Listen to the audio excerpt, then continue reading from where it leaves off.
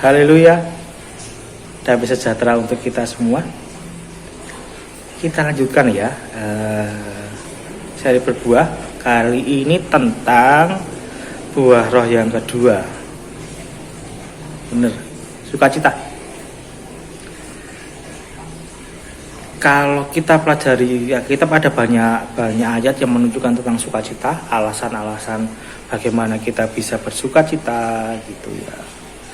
Nah, di sini saya ingin menunjukkan salah satu motivasi utama mengapa kita bersukacita. Salah satu motivasi alasan pokok ya, kalau saya menyebutnya demikian. Di Lukas pasal 10 ayat 1. Lukas pasal 10 ayat 1. Kemudian daripada itu Tuhan menunjuk 70 murid yang lain, lalu mengutus mereka berdua-dua mendahulunya ke setiap kota dan tempat yang hendak dikunjunginya. Tahu kisahnya ini ya, Tuhan mengutus 70 murid dalam pelayanan. Lalu dimulai ayat 17 ada laporan, mereka pulang dan mereka laporan. Nah, jadi kalau setiap ada pelayanan laporkan ya. Ini manajemen pelayanan yang bagus ya. Ayat 17. Kemudian ke-70 murid itu kembali dengan gembira dan berkata, Tuhan, juga setan-setan takluk kepada kami demi nama-Mu. Lalu kata Yesus kepada mereka, aku melihat iblis jatuh seperti kilat dari langit. Sesungguhnya aku telah memberikan kuasa kepada kamu untuk menginjak ular dan kalajengking, dan kuasa untuk menahan kekuatan musuh, sehingga tidak ada yang akan membahayakan kamu. Namun demikian, janganlah bersukacita karena roh-roh itu takluk kepadamu, tetapi bersukacitalah karena nama-Mu ada terdaftar di surga.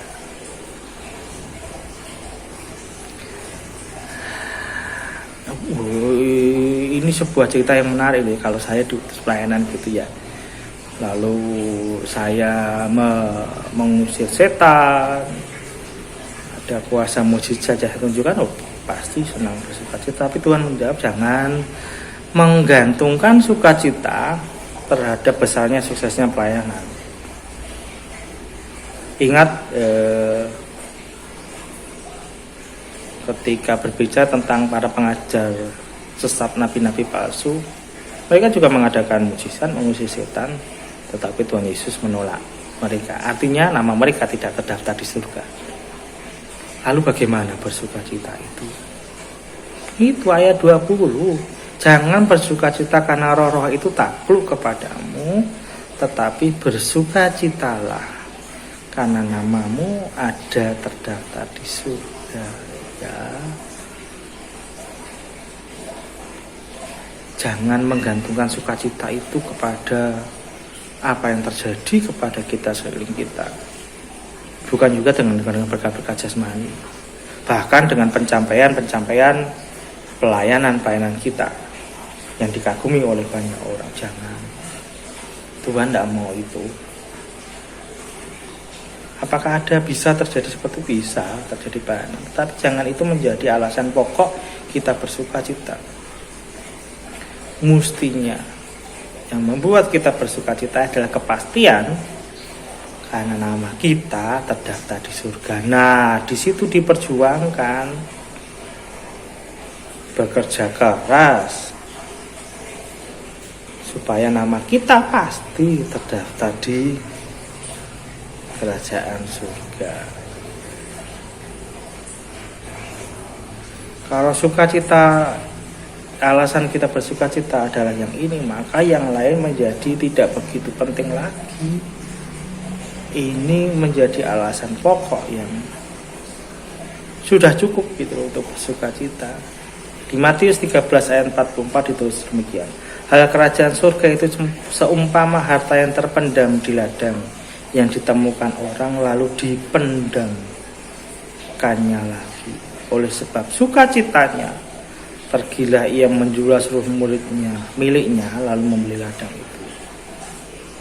Karena sukacita oleh karena kerajaan surga itu membuat yang lain, kalau bahasanya Rasul Paulus seperti sampah, karena kerajaan surga sudah cukup membuat kita bersuka cita penuh.